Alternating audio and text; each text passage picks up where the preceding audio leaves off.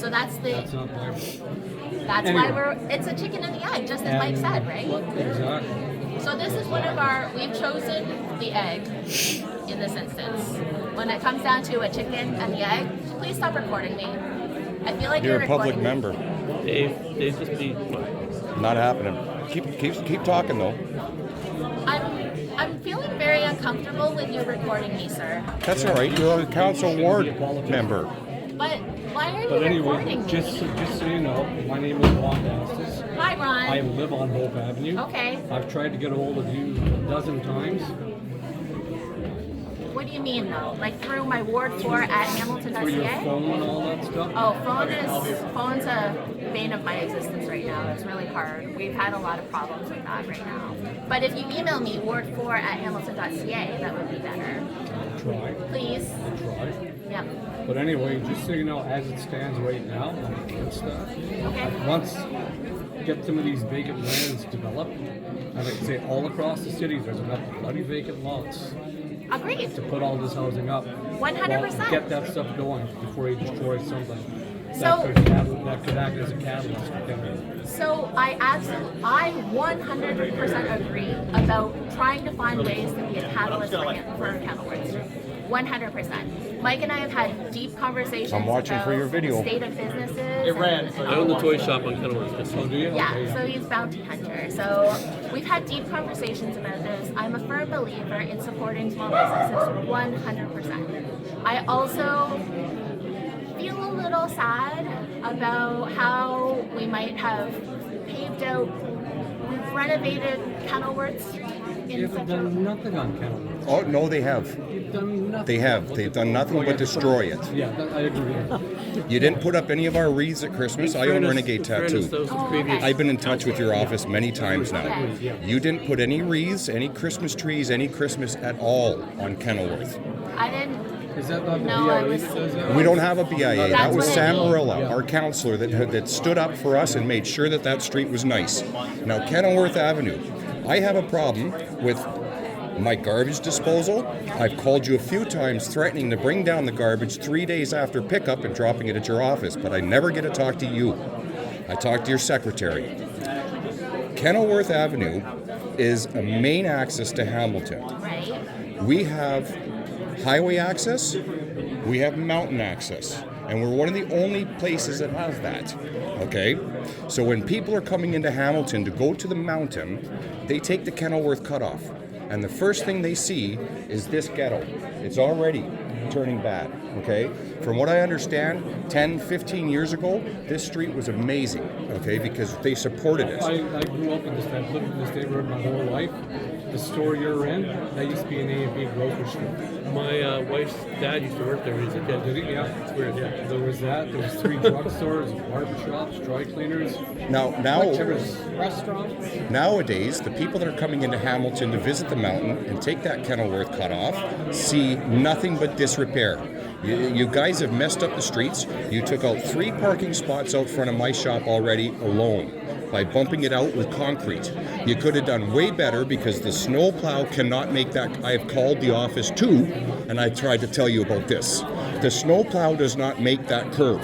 The way that it's set up, the street cleaner cannot make that cut. So now I have a big a pile of garbage out front of my shop that blows there and accumulates.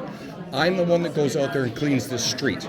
My taxes go to that street cleaner, do they not? That should be addressed. You put out big blocks of concrete.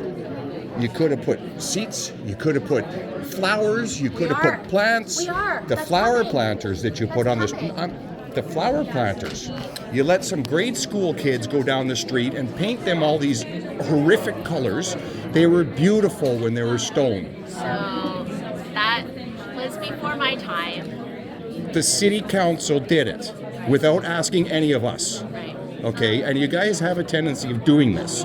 You turn around and you sell off our private assets and you take away our parking, you mess up our streets, and you don't ask us. So our infrastructure will not handle 54 new toilets, 54 showers, and 108 sinks all in one spot. We're going to end up with sewage problems because we've already got them here. So that's great feedback. Genuinely, that is great feedback that I think needs to be written down and actually on the public record of why your concerns are. And I think those are absolutely like validated. I have concerns. way more concerns than that. Yeah, so this is why we want to have this, because I do not have enough brain power to memorize everything. So having it written down in black and white is exactly why this meeting is happening the way that it is. And we have to have this feedback so then that way when we're having these conversations at another potential opportunity, we have to be able to say, sorry, John? No. Dave. Dave. Oh, I also have one question. What about the other parking lots on Kenilworth and behind the tavern and all that? Are they also been declared surplus?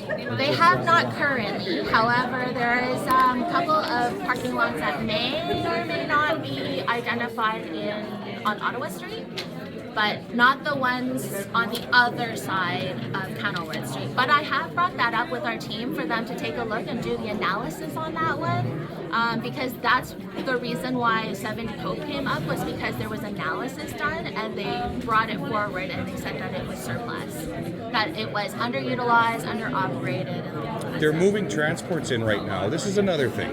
The Canary Film Studio thing in the school by the church at Yeah. the corner of Cannon and Kenilworth are Yes. moving transports into this parking lot right now. I saw that. They the orange use that pylon. parking They always lot rent that parking constantly. lot for filming. Constantly. You're taking that away, which means they're no longer going to have any of the big budget productions coming into our neighborhood, which means no more Netflix, no more movie Or they'll filmings. have to park in the street in front of our business. They're not going to do it. I So I spoke don't to think them they'll do today. that. They did it on Ottawa Street. It costs them too much money to do that. But all valid. Absolutely. 100%. So when are you actually going to do something for our street as our councillor?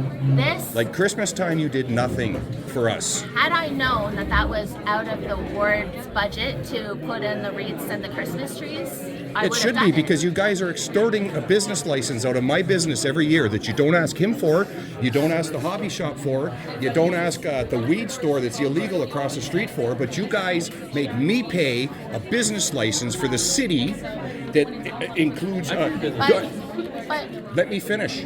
You charge me for a health inspection that's a provincial matter, not a municipal matter. Right. So I get charged by you for not you personally, but your council, $100, and it goes up every year.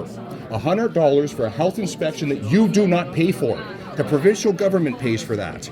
Okay, so first off, you're stealing money from me there, and then you turn around and charge me for a bullshit business license that no other type of business needs except for personal aesthetic places. And you know what? There isn't even a test or anything for me to pass to prove that I am worthy of being licensed. Okay, all it is give us $400 every year, and we'll print you a little piece of paper that says you're allowed to work in our city. And if you ask me, that's extortion. so, but Dave, you run a tattoo shop, right? Yes, I do. And I've been doing it for 32 years with no lawsuits, with no complaints, with nothing. There's no reason why you guys could be charging me for the last 13 years that I've been in Hamilton, every year increasing business license fees. I can understand the first year or two because it's a concern. But after I've established myself and I've spent 13 years bringing people from all over Ontario to Hamilton to see me, that is a smack in the mouth to me. I'm sorry you feel that way. But Of course you are, but you're not going to do anything about it. That's the problem. The only tattoo shop, and we do this uniformly across all the tattoo shops. No, you don't, because anybody that's working private and in their house, you have no jurisdiction over. But if we knew that was happening, then that would mean that we would have to do something. Like You don't. Fine them. You don't. So we do. So what it is a money grab. All you guys are doing, you're not regulating the industry at all because you have no testing. There is no qualification to get this license except for the health board inspection. That's it. And thousands of dollars in zoning crap that you guys pull. That We could talk about that when I is first moved to this city. legislation. Yeah. Okay? That's legislation. That's where we And have who to. put the legislation in? You people. Who's supposed to change it to help the small businesses? You people. Thanks, Dave, for your comments. No problem. Hi.